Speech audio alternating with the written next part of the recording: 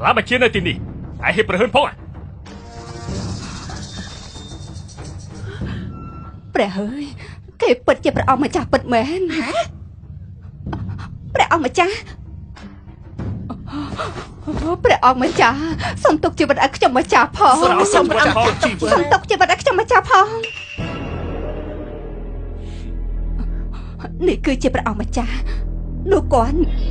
មិនមែនជាព្រះអង្គម្ចាស់ហើយមែនទេយើងមកប្រាប់ជួហើយ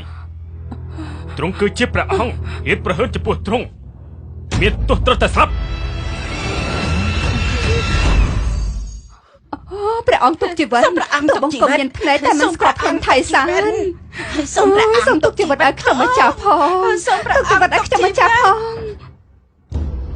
វិវោហើយឬមួយពិតជាព្រះអង្គស្លៀកពាក់ធម្មតាបែបនេះពិតមែនមិនត្រូវទេ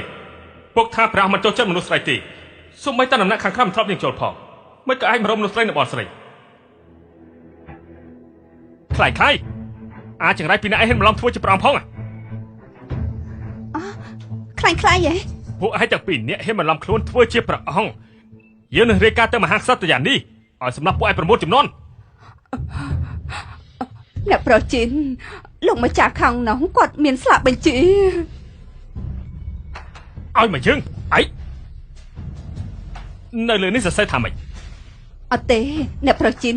លើកនេះសរសេរអក្សរឈូឯងមិនចេះអក្សរទេនេះគឺជាផ្លាកបញ្ជាខ្សែរាជវង្សផ្លាកធំទោះបីជាយើងមិនស្គាល់អក្សរតើវាយ៉ាងម៉េចហ៎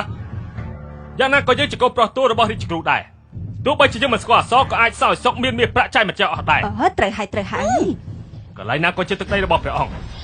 ទោះជាពលរបស់ជារាជគ្រូក៏ដោយក្នុងលោកនេះក៏ជារបស់ចកុលឈូដែរមនុស្សពួកឯងអាចបន្លំខ្លួនស្លាកបញ្ជាក៏អាចคล้ายដែរចឹងដែរចុះនេះឯងក្រៃពួកឯងជាស្រាញ់នោះអីឯងចុះស្អីយកត្រាចេញមកបើឯងមានត្រានគរយើងនឹងជឿថាជាស្ដេចគ្រប់គ្នាកុំខ្លាចអីម្នាក់នេះគឺคล้ายទេពួកគេគ្រាន់តែបន្លំខ្លួនប៉ិតមែនទេវាយគិតមើលទៅព្រះអង្គមិនចូលចិត្តមនុស្សស្រីទេមិននឹងអាចមកកន្លែងបែបនេះបានទៅម្យ៉ាងទៀត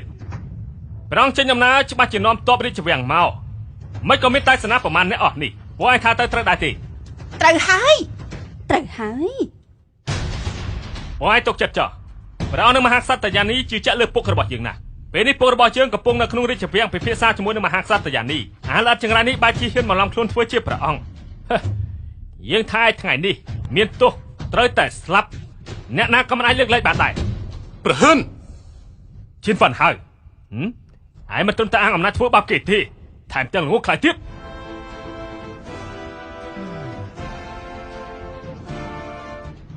ហេតុជាយើងផងនេះឯង